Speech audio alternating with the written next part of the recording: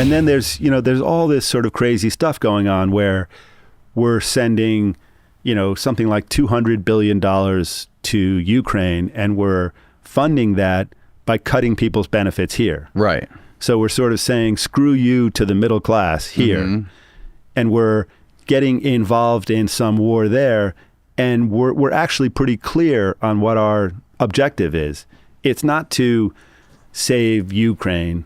It's not to make people's lives better, even in Ukraine. I mean, it's clearly making people's lives worse here because we can't do any domestic projects here. We can't deal with homelessness here. We can't give people, decent benefits here. But it's all about weakening Russia. It's all about this sort of chessboard of the world. Right. And so, people have to recognize that this whole period where everybody had a Ukrainian flag, in the back of their car, right. In their front lawn, hanging from their window. That's funny. You said a Ukrainian restaurant just opened down the street from here. I've never heard of a Ukrainian restaurant before. Right. I've never had anyone say to me, hey, you want to go get some Ukraine food? Yeah. Never.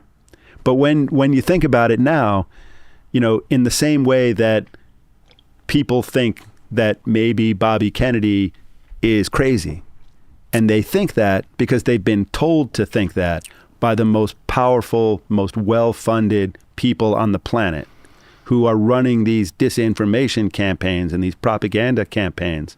So they don't want you to know who the real RFK Jr. is, which is why we did this book. But at the same time, they're telling people it's all about Ukraine. We're going to make our stand in Ukraine. Nobody even knows what they're fighting for or who they're fighting for or what the plan is. Right. So they've forgotten all about Afghanistan because they've been told to forget about Afghanistan. But they shouldn't, because Afghanistan is a big problem. I mean, there are millions and millions of people there who believed in us, who believed the things that we told them, who believed that our adventure there wasn't about politics. It was about actually wanting to help people in this country. So we went there, we spent, $1 trillion, some huge amount of money that's inconceivable to anybody listening and is inconceivable to me. Right. And we spent it there and we got nothing for it. Nothing. Right. I mean, the people there are no better off now. And to some extent, they're probably worse off because it's possible that certain countries have kind of a development that takes time and that there's sort of steady progress that they could make. And then it would be legitimate and long lasting. So we went there and we promised that we were going to give them a shortcut to real lasting change where people were going to have rights that they never had before. The idea was that they would have rights like we have here, but they didn't get that. And so they got the taste of what it's like, but then they got the incredible disillusionment that they had been lied to too. Mm. So the same government that's been lying to the people in this country has lied to people all around the world in the promises that they've made, that they really are looking out for their welfare. And you have to kind of wonder, why did we go to Iraq? Why did we go into Syria? Why did we go to Afghanistan?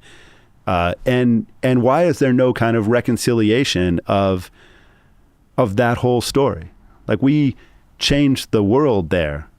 I mean, there were millions of refugees who flooded the entire planet. We had no objective. We didn't succeed in anything that anybody can point to. Yet, because we have so much power, we didn't commit any war crimes. Russia's said to be committing war crimes all the time, and for all I know, they actually are.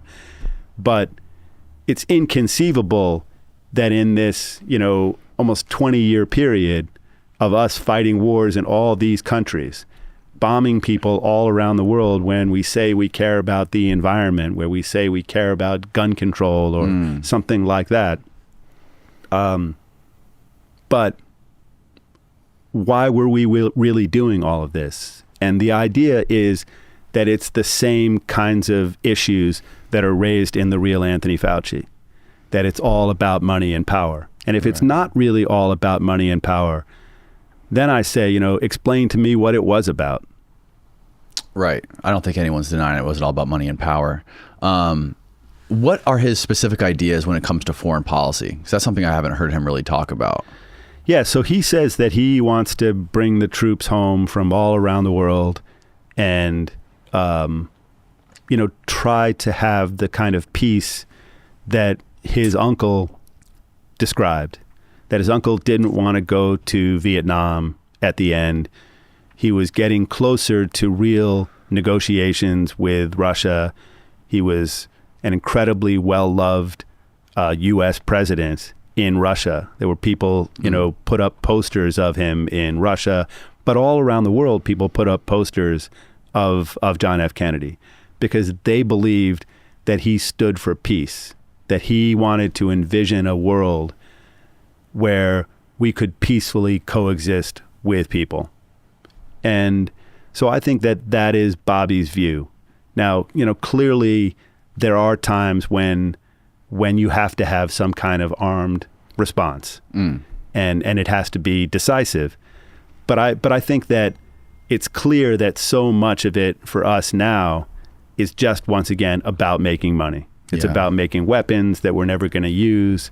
It's about selling weapons to countries all around the world.